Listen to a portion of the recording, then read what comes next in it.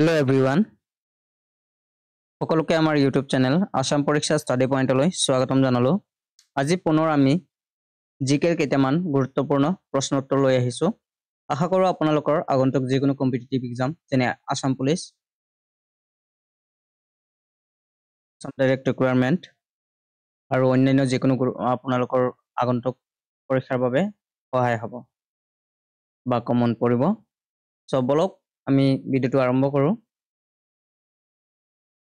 তো আজিৰ প্ৰথম কোৱেশ্চনটো আছে which of the following is a landlocked sea? So নিম্নলিখিত কোনটো স্থল বেষ্টিত সাগৰ হয়? So অপশন এ আছে নৰ্থ সি, অপশন বি আছে এৰেল সি, অপশন সি আছে টাইমৰ সি, অপশন ডি আছে ৰেড সি।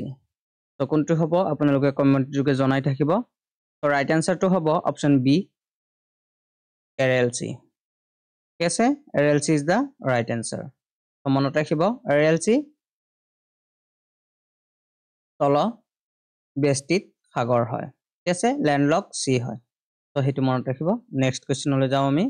তো next question, hanging valleys are formed due to ওলমি থকা উপত্যকাবোৰ এইবোৰৰ বাবে সৃষ্টি হয়। তো অপশন এত আছে গ্লেচিয়াৰ, অপশন বি আছে ভলকেনিক এৰuption আৰু অপশন চিত আছে ৱেভছ অফ দা অচিয়ান, ইয়াতে এন আছিল। সো নেক্সট হ'ব ৰিভাৰ। সো কোনটো হ'ব right answer? So option A is the right answer, glacier. তো ওলমি থকা উপত্যকাবোৰ গ্লেচিয়াৰৰ বাবে সৃষ্টি হয়। সো ইয়াতে দেখা পাইছে আপোনালোকে নিশ্চয়, এইটো চাওক ধুনীয়াকৈ দিয়া আছে ছবিখনত। তো আপোনালোকে চাই ল'ব। তো ভেৰি ইম্পৰ্টেণ্ট হয় কুৱেশ্যন কেইটা, আপোনালোকে চাই ল'ব। তো next question, the average time interval between successive high tide and low tide. So ক্ৰমান্বয়ে উচ্চ জোৱাৰ আৰু নিম্ন জোৱাৰৰ মাজৰ গড় সময়ৰ ব্যৱধান হৈছে অপশন এ দিয়া আছে 3 hours and 12 minutes, option B দিয়া আছে 6 hours and 12 minutes, option C দিয়া আছে 24 hours and 52 minutes, and option D দিয়া আছে 12 hours and 26 minutes. তো কোনটো হ'ব right answer?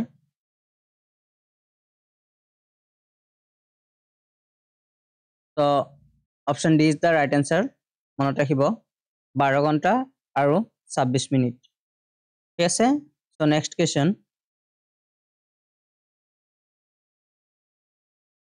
ডাংকান passes is located between Duncan পাতাংশ এইবোৰৰ মাজত অৱস্থিত। অপশন এত আছে south and little Andaman, option বিত আছে মিডিল এণ্ড সাউথ আন্দামান, আৰু অপশন চিত আছে north and middle Andaman, option ডিত আছে লিটিল এণ্ড গ্ৰেট নিকোবৰ। তো কোনটো হ'ব ৰাইট আনসাৰ? তো option A is the right answer, south and little Andaman. ঠিক আছে, সো মনত ৰাখিব ডাংকান পাতাংশ সাউথ এণ্ড লিটিল আন্দামানৰ মাজত অৱস্থিত হয়। তো next question, the demand for the Constituent Assembly was put forward by the Indian National Congress in 1936 at which session? তো 1936 চনত ভাৰতীয় জাতীয় কংগ্ৰেছে কোন অধিৱেশনত সংবিধান সভাৰ দাবী আগবঢ়াইছিল? তো অপশন এ দি আছে লাহোৰ, অপশন বি দি আছে কৰাচী, অপশন চি দি আছে মুম্বাই, অপশন ডি দি আছে লক্ষ্ণৌ। তো কমেন্ট যোগে জনাব, ভেৰি ইম্পৰ্টেণ্ট কুৱেশ্যন হয়। তো লক্ষ্ণৌ। ঠিক আছে, লক্ষ্ণৌ মনত ৰাখিব 1936 চনত ভাৰতীয় জাতীয় কংগ্ৰেছে লক্ষ্ণৌ অধিৱেশনত সংবিধান সভাৰ দাবী আগবঢ়াইছিল। Next question, density of water is, পানীৰ ঘনত্ব হৈছে maximum at 0 degree Celsius, option B দিয়া আছে maximum at 100 degree Celsius, option C দিয়া আছে মেক্সিমাম এট 1 ডিগ্ৰী সেলসিয়াস, আৰু অপশন ডি দিয়া আছে মেক্সিমাম এট 4 ডিগ্ৰী সেলসিয়াস। তো কোনটো হ'ব ৰাইট আনসাৰ? যোৱা বছৰ এই কুৱেশ্যনটো আহিছিল এডিআৰিত, সেইকাৰণে আপোনালোকে যিমান পাৰে আপোনালোকৰ কমন পঢ়াৰ বহুতো চান্সেছ থাকে, সেইকাৰণে আপোনালোকে মনোযোগেৰে চাব আৰু পাৰিলে নোটছ কৰি ল'ব। Option D is the right answer. ঠিক আছে, next question, double fault word is associated with which game? কোনটো খেলৰ সৈতে ডাবল ফল্ট word সম্পৰ্কিত? অপশ্যন এ দি আছে ফুটবল, অপশ্যন বি দি আছে পলো, অপশ্যন সি দি আছে টেনিস, অপশ্যন ডি দি আছে বেডমিণ্টন। তো কোনটো হ'ব right answer? Option C is the right answer. ঠিক আছে, টেনিস। মনত ৰাখিব, টেনিস খেলৰ সৈতে ডাবল ফল্ট word সম্পৰ্কিত হয়। Next question, what is the real name of Dayananda Saraswati? So Dayananda সরস্বতীর প্রকৃত নাম কি? অপশন এ দি আছে হর্ষ নারায়ণ রায়, অপশন বি দি আছে মূল শঙ্কর, অপশন সি দি আছে ধরম প্রজাপতি, অপশন ডি দি আছে মূলা চন্দ্র রায়। তো কোনটো হ'ব রাইট এনসার? মনত ৰাখিব, Mool Shankar. Option B is the right answer. ঠিক আছে, দয়ানন্দ সরস্বতীর প্রকৃত নাম হল Mool Shankar. Okay, next question. Next question আছে, which country is known as land of white elephant? তো কোনখন দেশক বগা হাতীৰ দেশ বুলি কোৱা হয়? অপশ্যন এ দি আছে ইণ্ডিয়া, অপশ্যন বি দি আছে চাইনা, অপশ্যন সি দি আছে থাইলেণ্ড, অপশ্যন ডি দি আছে জাপান। তো কোনটো হ'ব ৰাইট এনসাৰ? তো মনত ৰাখিব, থাইলেণ্ড। ঠিক আছে, থাইলেণ্ড দেশখন বগা হাতীৰ দেশ বুলি কোৱা হয়। Option C is the right answer. Next question, Gayatri mantra addresses two which goddess? তো গায়ত্ৰী মন্ত্ৰ কোন দেৱীক সম্বোধন কৰে? তো অপশ্যন এ দি আছে দুৰ্গা, অপশ্যন বি দি আছে কামাখ্যা, অপশ্যন সি দি আছে অন্নপূৰ্ণ, আৰু অপশ্যন ডি দি আছে সাবিত্ৰী। তো কোনটো হ'ব right answer? Option D is the right answer. ঠিক আছে, সাবিত্ৰী। মনত ৰাখিব, সাবিত্ৰী গায়ত্ৰী মন্ত্ৰৰ দেৱীক সম্বোধন কৰে। Okay, next question, Andaman Havelock Island has been renamed as আন্দামানৰ Havelock দ্বীপৰ নাম সলনি কৰা হৈছে। অপশ্যন এ দি আছে শাহিদ দ্বীপ, অপশ্যন বি দি আছে এচি বোচ দ্বীপ, আৰু অপশ্যন সি দি আছে স্বাৰকাৰ দ্বীপ, অপশ্যন ডি দি আছে স্বৰাজ দ্বীপ। তো কোনটো হ'ব ৰাইট এনসাৰ? 86 কোনটো হ'ব ৰাইট এনসাৰ? মনত ৰাখিব, স্বৰাজ দ্বীপ। ঠিক আছে, next question, who is the inventor of WWW? তো WWW আৱিষ্কাৰক কোন আছিল? ৰে টমিলিনসন, অপশ্যন বি দি আছে স্যামুয়েল মৰ্ছ, অপশ্যন সি দি আছে ডগলাছ এংগেলবাৰ্ট, অপশ্যন ডি দি আছে টিম বেনাৰ্ছ লি। কোনটো হ'ব right answer? Option D is the right answer. মনত ৰাখিব আপোনালোকে, টিম বেনাৰ্ছ লি WWWৰ আৱিষ্কাৰক হয়। ঠিক আছে, next question, Bathukamma is the festival of which state? Bathukamma কোনখন ৰাজ্যৰ উৎসৱ হয়? অপশ্যন এ দি আছে উৰিষ্যা, অপশ্যন বি দি আছে ত্ৰিপুৰা, অপশ্যন সি দি আছে হিমাচল প্ৰদেশ, আৰু অপশ্যন ডি দি আছে তেলেংগানা। কোনটো হ'ব ৰাইট এনসাৰ? তো ৰাইট এনসাৰ হ'ব তেলেংগানা। ঠিক আছে, বাতুকাম্মা ফেষ্টিভেলটো তেলেংগানাৰ ৰাজ্যিক উৎসৱ হয়। ঠিক আছে, next question, Moplah rebellion of 1921 took place in? 1921 চনৰ মপ্লা বিদ্ৰোহ ইয়াত সংগঠিত হৈছিল। অপশ্যন এ দি আছে জম্মু, অপশ্যন বি দি আছে কেৰেলা, অপশ্যন সি দি আছে উৰিষ্যা, অপশ্যন ডি দি আছে বিহাৰ। তো কোনটো হ'ব right answer? Option B is the right answer, Kerala. Moplah rebellion কেৰেলাত 1921 চনত সংগঠিত হৈছিল। ঠিক আছে, ইয়াতে দিয়া আছে চাই লওক ধুনীয়াকৈ, the Moplah rebellion also known as the Moplah riot of 1921 was the culmination of series of riots by Mappila Muslim of Kerala in the 19th and early 20th centuries against the British and the Hindu landlord landlords in Malabar, northern Kerala. It was an armed revolt. It was led by Baryam Kunjamed Haji. So আপোনালোকে চাই লব ধুনিয়াকৈ ইয়াতে দিয়া আছে explain to next question what is the usual distance of marathon so marathonor সচৰাচৰ দূৰত্ব কিমান option এ দিয়া আছে 21.2 miles অপচন বি দিয়া আছে 25.3 miles অপচন সি দিয়া আছে 26.2 miles অপচন ডি দিয়া আছে 29.2 miles so কোনটো হ'ব right answer Option C is the right answer. ঠিক আছে 26.2 miles. মনত ৰাখিব next question. Which river originate at Amarkantak? So কোনখন নদী অমৰকণ্টকত উৎপন্ন হয়? So option A দিয়া আছে মন্দাকিনী, option B দিয়া আছে গোদাবৰী, option C দিয়া আছে নৰ্মদা, option D দিয়া আছে কৃষ্ণা. So কোনটো হ'ব right answer? Option C is the right answer. ঠিক আছে নৰ্মদা. So আপোনালোকে জানে নৰ্মদা অমৰকণ্টকৰ পৰা উৎপন্ন হয় আৰু আপোনালোকে কমেন্টৰ যোগে জনাই দিব কত গৈখিনি অস্ত হয় মানে কত গৈখিনি মানে মিলি যায় তো হেতু আপোনালোকে নিশ্চয় জানিব মদা নদীখন ওয়েস্ট ফলো হয় নেক্সট কোৱেশ্চন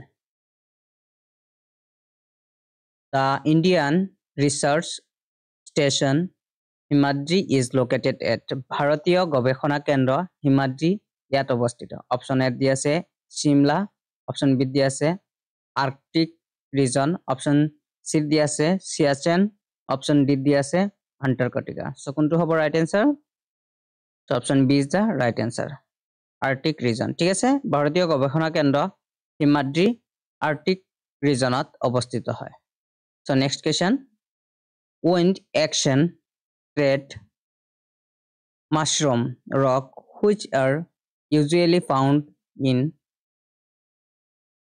বতাহৰ কাৰ্যই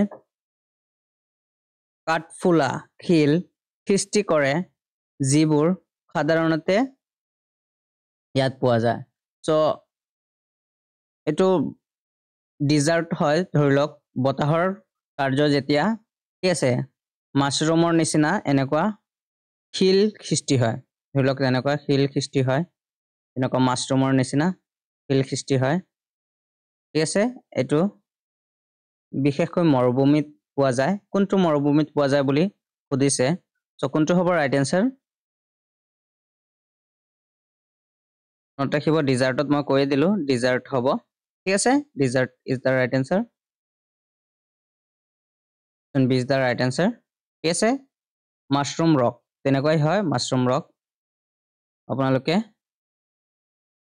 চাই লব মাশৰুম ৰক কেনেকুৱা গুগলত সাৰ্চ কৰিলেও আহি যাব very important হয় okay next question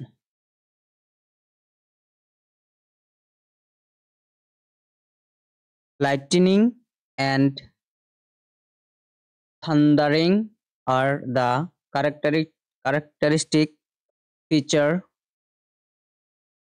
of which layer of atmosphere so বায়ুমণ্ডলৰ কোনটো স্তৰৰ বিশেষত্ব হৈছে লাইটিং আৰু থান্ডাৰিং সো কোনটো হ'ব ৰাইট আনসাৰ অপচন এ দি আছে থাৰ্মোস্ফিয়াৰ অপচন বি দি আছে এক্সোস্ফিয়াৰ অপচন বি সি দি আছে আয়োনোস্ফিয়াৰ আৰু অপচন ডি দি আছে মেসোস্ফিয়াৰ সো আমাৰ লেয়াৰ যদি কবলৈ যাও তো লেয়াৰ আছে পাঁচটা আমি যদি তলৰ পৰা চাও তেনেহলে তেনে ট্ৰপোস্ফিয়াৰ আছে প্ৰথমটো ট্ৰপোস্ফিয়াৰ কি আছে ট্ৰপোস্ফিয়াৰ তাৰ পিছত স্ট্ৰেটোস্ফিয়াৰ কি আছে স্ট্ৰেটোস্ফিয়াৰ তাৰ পিছত মেসোস্ফিয়াৰ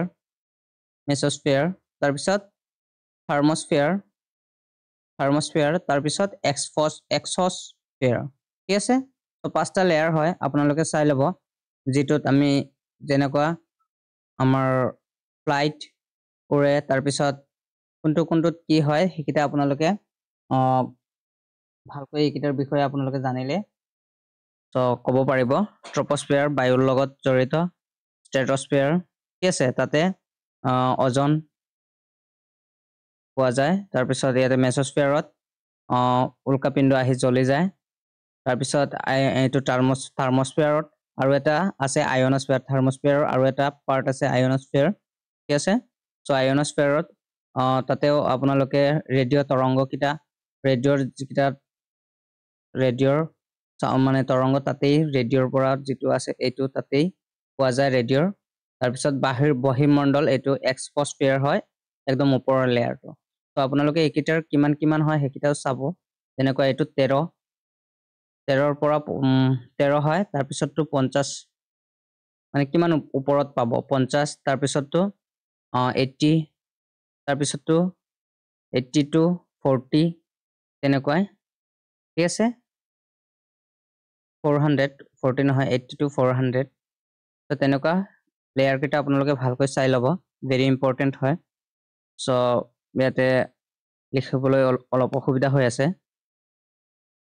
সো নেক্সট কোৱেশ্চন এটোৰ এনসাৰটো কি হ'ব এনসাৰটো হ'ব অপচন এ ট্ৰপোস্ফিয়াৰ ঠিক আছে বায়ুমণ্ডলৰ লগত অলপ আগতে মই কৈছো বায়ুমণ্ডলৰ লগত জড়িত হয় ট্ৰপোস্ফিয়াৰ তাৰ পিছত আহিব স্ট্ৰেটোস্ফিয়াৰ তাৰ পিছত মেসোস্ফিয়াৰ তাৰ পিছত থাৰ্মোস্ফিয়াৰ তাৰ পিছত এক্সোস্ফিয়াৰ ঠিক আছে আটাইতকৈ ওপৰৰ স্তৰটো হ'ল এক্সোস্ফিয়াৰ মনত ৰাখিব ওকে so next question আছে which of these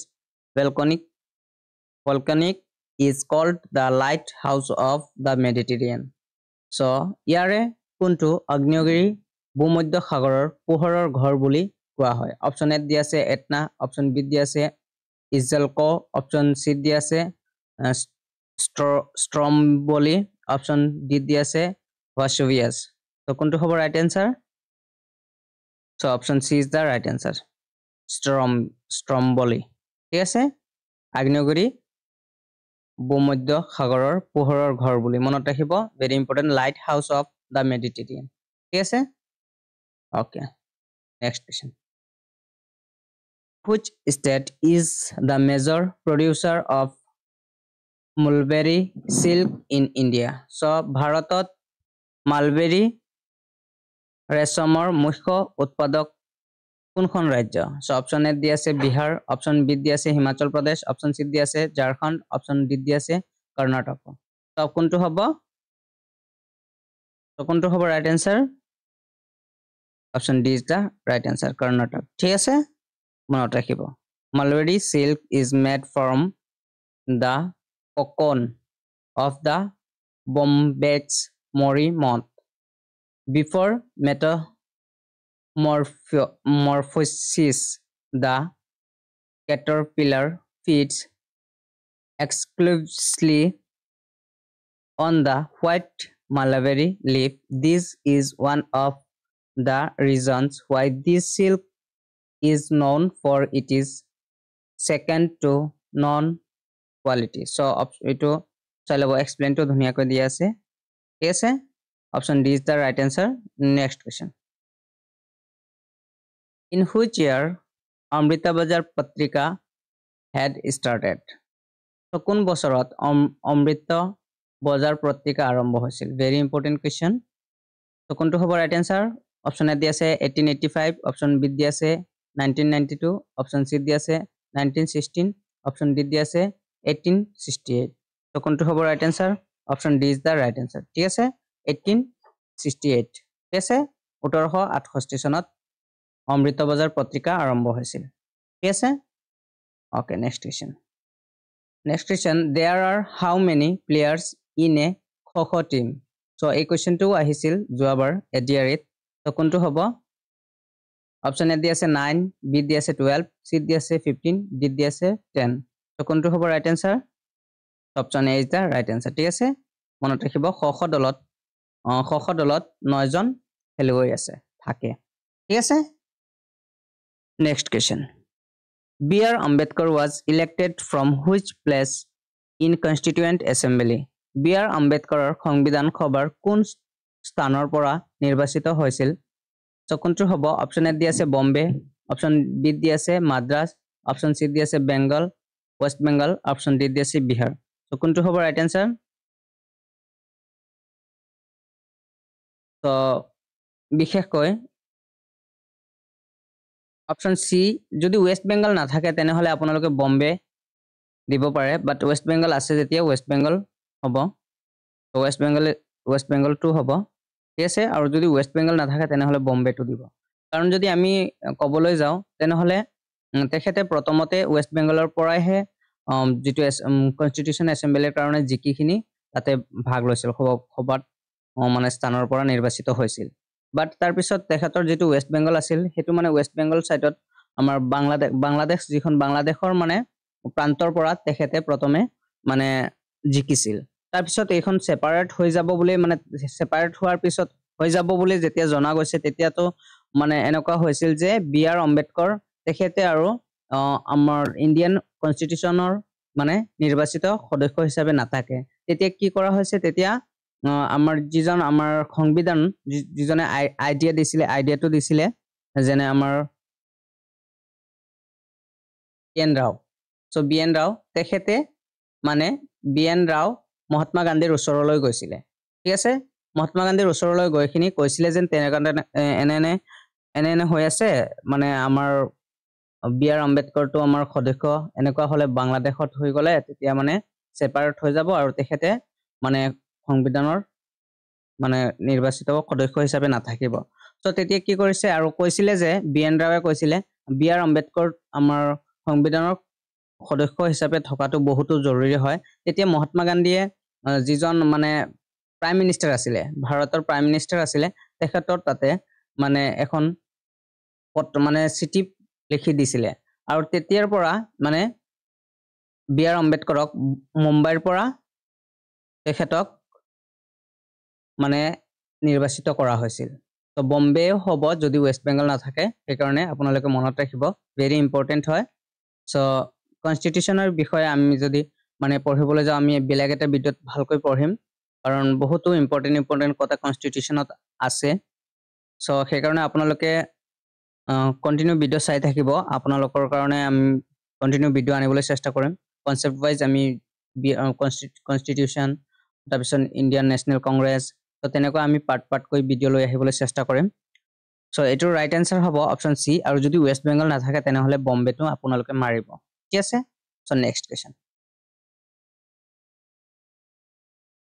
who had introduced the idea of preface in front of constituent assembly so অলপ আগতে মই কলো আপোনালোকে সংবিধান সভাৰ সন্মুখত প্ৰস্তাৱনাৰ ধাৰণাটো কোনে প্ৰৱৰ্তন কৰিছিল মানে যিখন আমাৰ সংবিধান আছে সংবিধানৰ ফ্ৰন্ট পেজ যিখন আছে ফ্ৰন্ট পেজৰ ঠিক আছে প্ৰস্তাৱনাৰ ধাৰণাটো কোনে দিছিল অপচন এ দি আছে মহাত্মা গান্ধী অপচন বি দি আছে B R Ambedkar option C দি আছে জৱাহৰলাল নেহৰু আৰু অপচন ডি দি আছে মৌলানা আব্দুল কালাম সো প্ৰস্তাৱনা আপোনালোকে নিশ্চয় জানে প্ৰস্তাৱনাৰ কথা ক'লে আমি সংবিধানৰ প্ৰস্তাৱনাটো জৱাহৰলাল নেহৰু তেখেতে আগবঢ়াইছিল সো নিশ্চয় আপোনালোকে জানে 13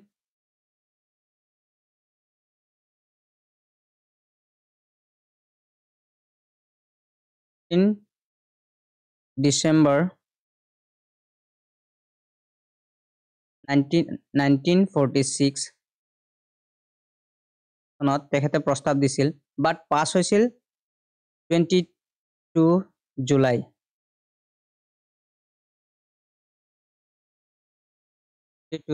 1946 ঠিক আছে ভেৰি ইম্পৰ্টেন্ট হয় এটা জানিব আমি কনস্টিটিউশনৰ বিষয়ে এটা কনসেপ্ট ওয়াইজ ভিডিও লৈ আহিম সো এটোৰ ৰাইট আনসাৰ হ'ব অপশন সি ঠিক আছে সো আজি ইমানেই আছিল যদি আপোনালোকে পিডিএফ টো বিচাৰে কমেন্ট যোগে জনাই দিব পিডিএফ টো মই টেলিগ্ৰামত শেয়াৰ কৰি দিম যদি আমাৰ টেলিগ্ৰাম আপোনালোকে জয়েন কৰা নাই তেনেহলে আসাম পৰীক্ষা সাৰ্চ কৰি খিনি টেলিগ্ৰামত আপোনালোকে পাই যাব বা ডেসক্ৰিপচনত লিংকটো দিয়া থাকিব আপোনালোকে তাতে গৈ তাতে সাৰ্চ কৰি খিনি আপোনালোকে জয়েন হৈ যাব আমি পিডিএফ টো তাতে যদি আপোনালোকৰ লাগে কমেন্ট যোগে জনাই দিব যে পিডিএফ টো আপোনালোকৰ লাগে বুলি মই তাতে সেন্ড কৰি দিম আৰু যদি আপোনালোকে কিবা খুদিব আছে তেনেহলে আমাৰ ইনষ্টাগ্ৰাম এই আইডিত আপোনালোকে খুদিব পাৰে আৰু যদি আপোনালোকে আমাৰ ফেসবুক পেজ ফলো কৰা নাই আসাম পৰীক্ষা সাৰ্চ কৰি খিনি আসাম পৰীক্ষা জিকে সাৰ্চ কৰি খিনি জয়েন কৰি লব সো